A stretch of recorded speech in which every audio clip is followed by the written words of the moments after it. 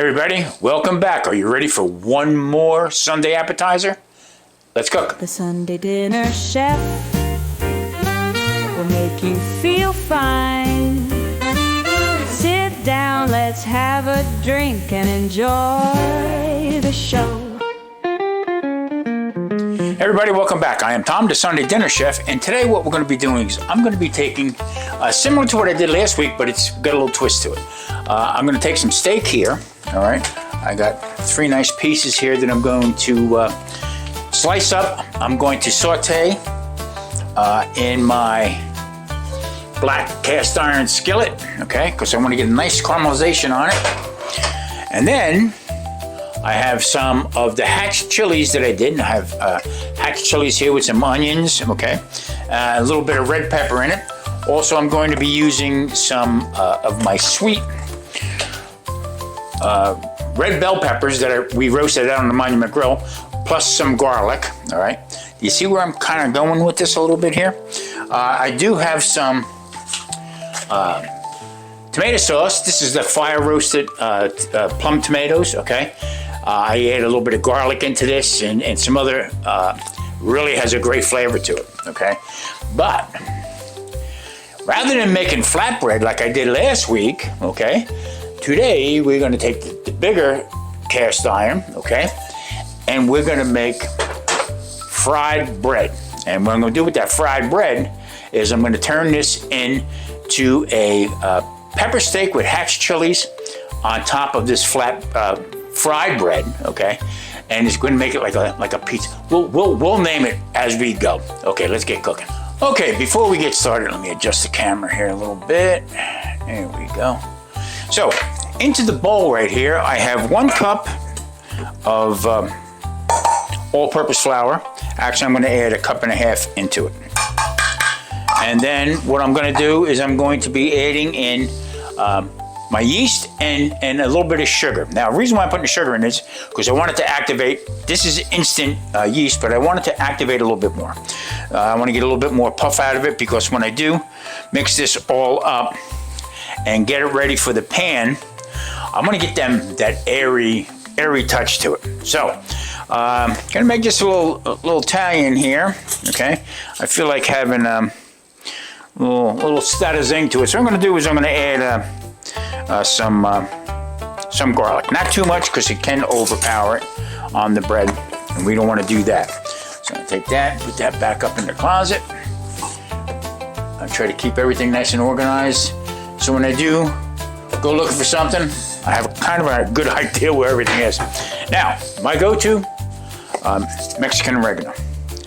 Now, the reason why I'm making this into an appetizer, okay, is because you can make this, if you're having guests coming over, have a little cocktail hour or whatever, and you have some guests coming over, you can slice this up like a pizza, okay, or a topping, or you can slice it so that people can fold it, okay. I'm going to try to get 2 nice flatbreads out of here, but they're fried, okay? So they're gonna be a little crunchy, trying to get them nice soft in the middle, but then put the steak, the peppers, okay, on top of it. I don't know if I'm gonna put cheese on it or not yet. I haven't decided yet, so, okay, let's rock and roll. Okay, I have 1/2 cup here. I have some tap water that I'm gonna pour in here. Now this is between, I would say like 90 and 100 degrees, okay? You want the yeast to activate, but you don't want to scorch it where you stall it, okay? I'm just gonna put 1/2 cup in for right now. We want this to be kind of sticky, okay? Because we want that airiness that goes into it.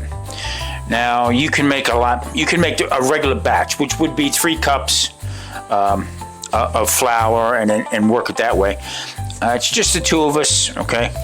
I'm not really supposed to have this kind of stuff, but it's not going to affect me that much. Okay, so we're going to add it in a little bit more, and I'm going to start mixing this in vigorously and get it to just about where I want it. Now, I always add olive oil into my dough, okay? Here's olive. And it brings it together. I like the flavor of it, okay? And especially what I'm doing today is that we're going to be frying it. So I'm going to be cooking The flatbread, okay, the fried bread, it's going to get cooked in lard, okay? So, you know what?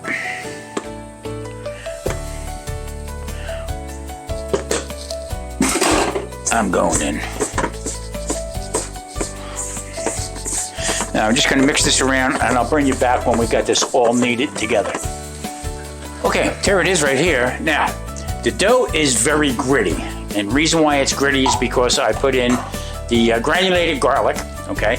And also when I put the yeast and the sugar mixture in it to help the yeast activate, I didn't dilute it, all right? So that's going to give this, once I put it into the hot oil, it's going to give it that almost like a caramelized feel to it, and it's going to help this thing raise up a little bit more.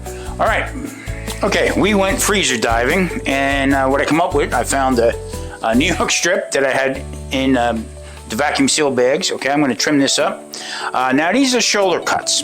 This is towards the end of the shoulder where I trimmed it up and stuff. So what we want to do is pick the right knife for what you're doing. Okay, so we're going to trim these all up.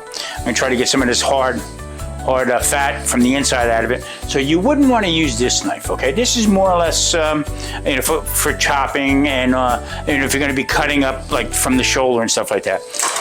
This right here is like a boning knife type of thing, but it's easier to maneuver, and that's what we want to do here. So I'm going to take most of this fat and stuff off it. Okay, I'm going to cook them whole, and then I'm going to try to pound out a little bit just to break some of that.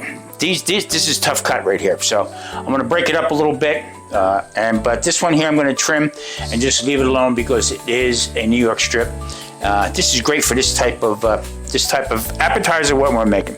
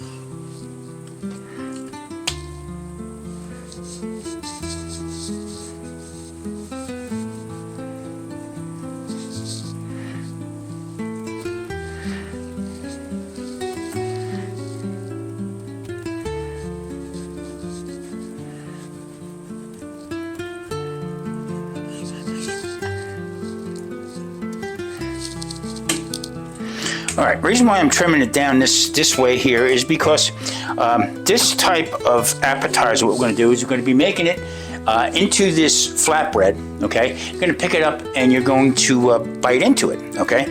So there's nothing worse than trying to eat something hot, all right, that is, and then bite into something and you can't chew it, okay, because of a tough cut of meat. So I'm going to show you right here. Get rid of all the silver skin. You can take some excess meat off it. In fact, I urge you to just to make sure you get a nice clean cut. And when you do bite into it, you just get meat and not grizzle. Now you can't get it all off, okay, but you can get most of it, and most of it would be chewable. Okay. I got a little bit here left. I'm going to bring you back when I'm done. All right, now I could take this and trim all these up, cut them up into slices, and then cook it that way. Believe it or not, that's how you make it tougher. So the whole idea is I want to get a nice sear on it. I want to keep it like to medium on the inside, because when I do slice it and put it back into the pan with the peppers and stuff, it's not going to be overdone, well done, to the point where you can't chew it. Now, as you can see here, this is a shoulder cut. You can see the the grizzle that goes in here, okay, that is part of the silver skin, but holds different parts of the muscle together. So you see the grain going one way, grain going a different way over here, and the grain going a different way over here. So this is, I'm gonna cook this in one piece so I can keep it semi-tender. Okay, I got my square cast iron. Now also here I have my fire roasted tomato, plum tomato. Okay, and other ingredients that I made in this, and then we took it and refreeze it, or freeze it, not refreeze it, and this is what we use this stuff for. So we have them marked, and just put them back in the pan, reheat it again. We'll use this during the week. Now something I wanna show you here before I get started. Let me adjust the camera here. So, as you can see, the stove. What I want to explain to people is to prevent accidents, all right? Position your handles, okay? If you have nothing on this burner here, you can leave this handle out this way here. The one I'm working with right now is right here. And the one I'm going to be working with, this big cast iron here, I moved everything away from me because as I'm walking back and forth or I'm moving my hands, I will not knock anything over. And that is the component. That's how people get hurt, people get burned, okay, is by not managing their stove. Now, I'm not, I'm not an authority on this because I did have some of my accidents that way throughout the years, get burns and whatever. So use your head a little bit. So if I was going to use this one here, this would get turned out to the side. I have nothing in the work area, okay? I'm just concentrating on the cooking. So that's just a little tip.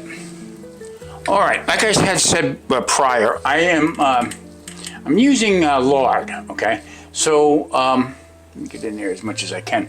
So I have just a little bit in this pan here that I'm going to do the frying the bread in. So this pan here, I just want to sear it. So now I got this hot. I don't want to bring it to the smoke point, okay? So I'm going to lower it down a little bit, and I'm going to be putting in the New York strip first, okay? So like I said, I just want to bring it to where I get a nice color on it. All right, I'm going to Tommy spice up the pan a little bit. I forgot to do. Now I have very little oil in there, okay, because I want to put the sear on it. You don't want to overcrowd it because that's when you start steaming the meat. We don't want that, okay? I'm going to put the smaller pieces in to go along with that. Now the other pieces, I'm going to wait to brown these up. I'm going to do it in stages. You'll get better results that way. Get nice caramelization on the meats is what you want, okay? And then we can take it, being that it's so thin, we can take it to a medium and you still have a nice flavor for it. You don't kill it by overcooking it. Okay, I turned that one steak right there. I'm just going to flip the other ones. Now, they will, no oil in here. Naturally, it's going to stick to the pan because you're taking cold beef, okay, and you're putting it to a hot pan, so it's naturally going to stick without putting too much oil in the pan. And there again, I don't want it to be overly oily, okay. I want it just to get a nice sear on it and take it off. Okay, there we go. I got the other pieces of meat in there. I pounded them out just a little bit, not too much. And the whole idea is right now is when we flip it over, you'll see how all of a sudden it'll start pooling with that myoglobin. It will start coming out of the meat. Once you see it coming out that way, flip it one more time, wait a couple minutes, and then take it off. That should be medium rare to rare. So I'm just going to let it go a little bit more. Now this meat here, if you don't get all of the silver skin off it, it'll cup, okay? Because it is a muscle. The silver skin actually is a tendon, a membrane that goes around the muscle, actually holds the muscle in place. Boy, if I could talk, it'd be worth money. And that's it. One other tip I wanted to show you. As you have this on the stove right here, this is the reason why the handles are in the middle of the pan, not on either end, is because you can take it off and you can see that I'm dead even on the burner. Okay, so once you get it positioned on there, you look at this right here, you look at the other side, and you see it's dead middle on it. So you're not going to get one side of the pan cooking more than the other. So just another little tip. Okay, like I was saying before, once you start seeing, people call it blood, it's not, it's myoglobin. Once you start seeing that coming out over here, okay, take them off. They're done. If you want to keep them to that state of either rare or to medium rare. All right, just take them off and let them sit. Now, what I'm going to do with that right there is I'm going to be taking, here's where it gets crazy. I'm going to take these hatch chilies, onions, okay, that I made. I'm going to put them in there. Also, I'm going to be taking roasted red peppers. Now, this is my favorite go-to. I love this. I used to love making this or having as an appetizer, either with some fresh mozzarella or you would wrap these with shrimp as a shrimp cocktail, something different. That is roasted red pepper and roasted garlic that I did on my Monument Grill. Did a video for them, but that's going to go in.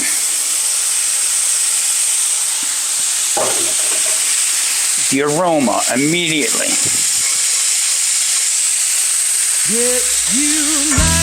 Now, right there, boy, I tell you what, I could sit down with a fork with this one here. So let's start. Grab your knife, nice and steady.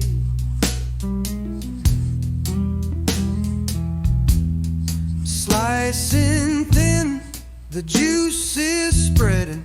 Steal a slice, you have the right. Slicing thin, nice and tight, you're at the end. Okay, sliced up as thinly as I could get it, okay? Let me get my, you can see it right here. It's still medium rare, okay, to medium, some pieces, some of the small stuff. Now, with tougher cuts of meat like this, the thinner you slice it, okay, the more tender it's going to be. So get your knife skills working and learn how to do this. Cut against the grain, but nice and thin, and won't be that chewy and won't be that tough. A little Tommy slice on here, okay. Now I'm going to check on the dough. That much, but it a lot better than what I thought it was going to do, okay. But this, again, this is a flatbread. This is with a little bit of yeast. It's got a little bit of rise into it.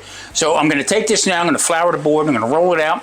I'm going to make two nice sizes for one for Marie and one for myself for this, actually for this, I'm calling it, you know what I'm calling it?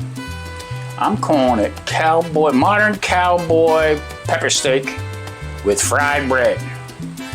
Yeah, it's got a ring to it. All right, I'm going to take the flour here. I'm going to just put it, the dough, and just put it out here onto the board a little bit. Mix it around. Yeah, this will work.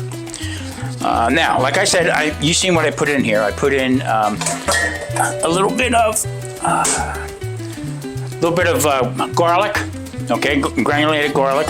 I also put in my my go-to, my oregano. All right. So before we get too carried away with it, I'm going to fold it, roll it up. Okay. Roll it up again. Knead it all together. All right, and then what I'm going to do is I'm going to cut that in half. Now I got the lard. Now I've been using lard lately, and I got to tell you something. Nothing wrong with it. It actually works out better for me because the cost. I mean, I got 4 pounds of pure pork lard. Okay, and I think it was $4, almost $5. Okay, 4 pounds. Now it's been probably a month or two now since I've had it, and the other part about it is avocado oil. I mean, I would make a blend, my own blend of just regular, not virgin olive oil, but regular olive oil. And what I would do is I would take that and blend it with avocado oil. I almost fell on the floor the other day at the store. Okay, avocado oil is $29 and change. Domestic from California. Okay, I was like mortified. I'm saying, what in the world is going on with this? So trying to eat healthy. Now, people are going to say, whoa, wait a minute. Lard's not healthy. Well, I beg to differ. And once the prices keep going crazy, you're going to find out about using that. Now, we don't fry all the time. This is only one for I deep fry something or shallow fry. Most of the time, I just use olive oil and butter as per my keto channel. So, all right, that's enough of that. All right, we're going to let these sit for a little bit more. It's a little sticky, and then I'm going to start rolling them out. Now, I've got the constantly turning because I want to keep them around. I want to get them pretty even. So every once in a while I'm going to have to a little flour on my little roller here and just keep doing it like we're going to be making a pizza, only this is going to be fried bread. Fried dough, let's put it that way. Now, as you can see in there, you can see all the ingredients that I put in there. Now, the grittiness, like I said earlier, is gone because that sugar and the yeast have melted in with the liquid, okay? And I'm just gonna try and reshape it. If you can't get it around like that, tuck it under and everything will roll up nice. Now, the whole idea with this is I want to get this thing as airy, okay? So that when we do make this, I don't want it to be too crunchy, okay? But yet I want it to have that outer crust on it and nice silky bread on the inside.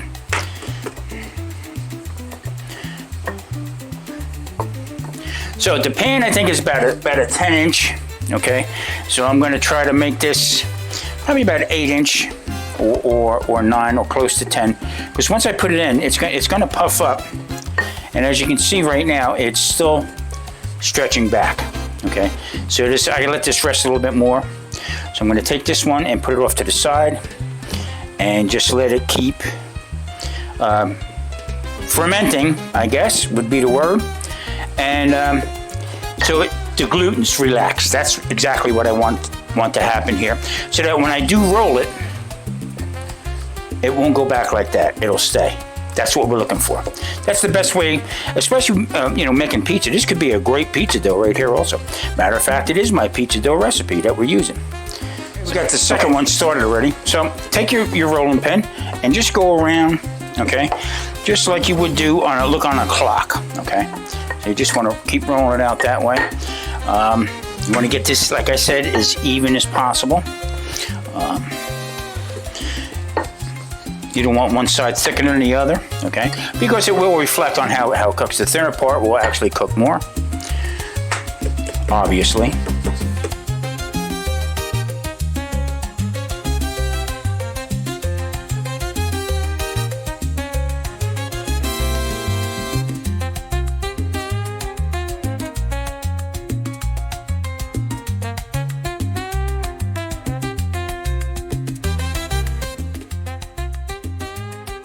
Getting ready to put in.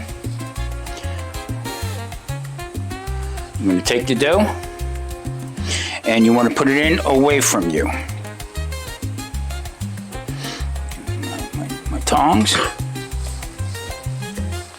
You get the bigger tongs, they work easier. Now this dough is a little bit bigger than the pan, but it's going to be fine. Okay. Now, put it in there with no problem. Now you can turn the heat back up.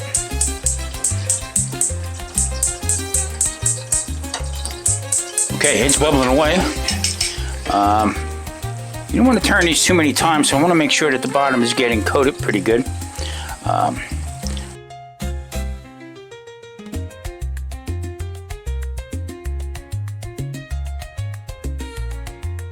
It caught up on me, so, okay, this one flip. You see a nice golden brown on here. There again, you don't want to get it too crispy on there. And yeah, this is going to turn out. Well, the aromas are like, wow. And you can smell the oregano. You can smell the garlic in it. Really, really good.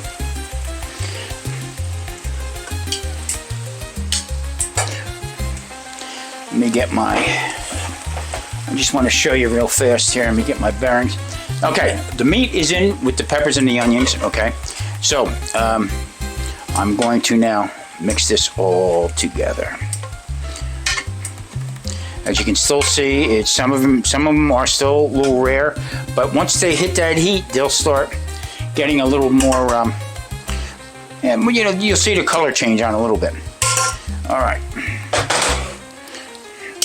let's check the bread. A little bit more. Now I have a rack that I'm going to put these on to get most of the oil out of it. Okay. And next time you see us, we're going to be chowing down on this. Okay, I'm going to take number 2. I'm going to lay this in the pan also.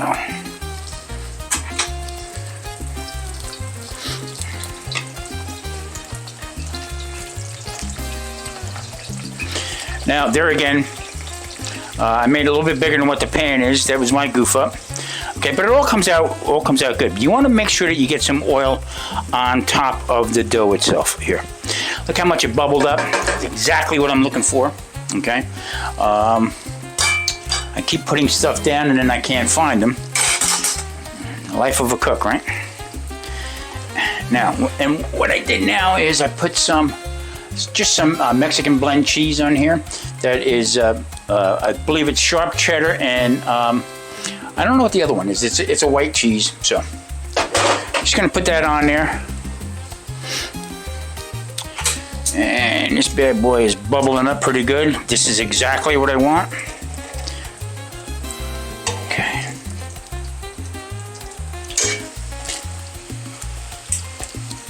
Here's my stabber.